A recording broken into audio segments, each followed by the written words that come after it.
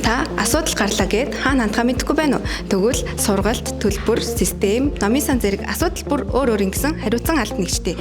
Тиймээс эхлээд асуудлаа тодорхойлоод дараа нь хариуцсан алт нэгжид хандаарай.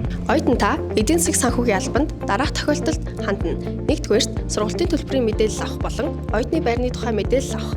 Хоёрдугаарт сургалтын төлбөр төлөлттэй холбоотой бүх асуудлын талаар С байрны 301 хотод байрлах эдийн засгийн санхүүгийн албанаас аваарай. Бакалаврын сургалтын хөтөлбөр нь оюутан таны хөгжил, хичээл сонголт зэрэгт анхааран ажилладаг хамгийн чухал албуудын нэг юм.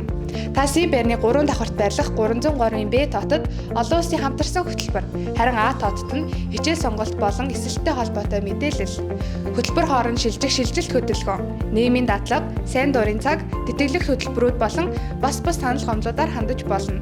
Мөн бакалаврын бямц цахимын ангимын холбоотой мэдээллийг авч болно. С байрны С-ийн 304-т байрлах бүртгэл чанарын албан инфосис системээр оюутантай холбоотой бүх мэдээллийг хариуцдаг алба бөгөөд таныг эсэх сурах төгсөх үйл явцад өрөөж таны арга даах болно. Инфосис системээр алдаатай мэдээлэл орсон бол түүнийг тасан сайжруулах, оюутны үнэмлэх болон дүнгийн тодорхойлолт, суралцах тодорхойлолт авах боломжтой. Суралцж буй хичээлийн дүүцүүлэлт болон IELTS, TOEFL зэрэг олон улсын шалгалтуудын оноог дүүцүүлэх, шилжилт хөдөлгөөний бүртгэх зэрэг оюутны мэдээллийг хяндаг, баталгаажуулдаг, илгээдэг алба юм а. Мэдээллийн технологийн алба нь Б байрны 4 давхарт үйл ажиллагаа явуулдаг ба та дараах асуудлаар холбогдож болно. Үүнд Infosys, Moodle, Microsoft Teams гэх мэт сургалтын системүүдийг ашиглахад хүндрэлтэй асуудал гарвал мэдээллийн технологийн албатай холбогдож болно.